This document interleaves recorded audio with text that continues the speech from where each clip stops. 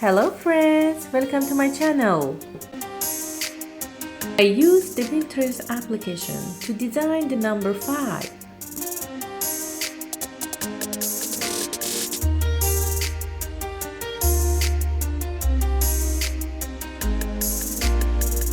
I draw the design of the number on the phone. One from the right side and one from the opposite side. Then I cut them.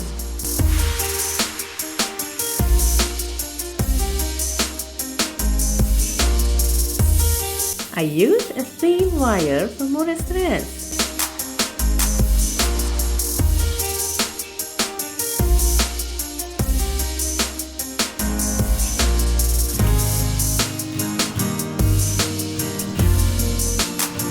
I put wood glue on the back of the phone.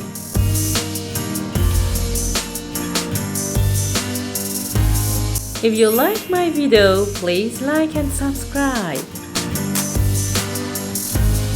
It's ready!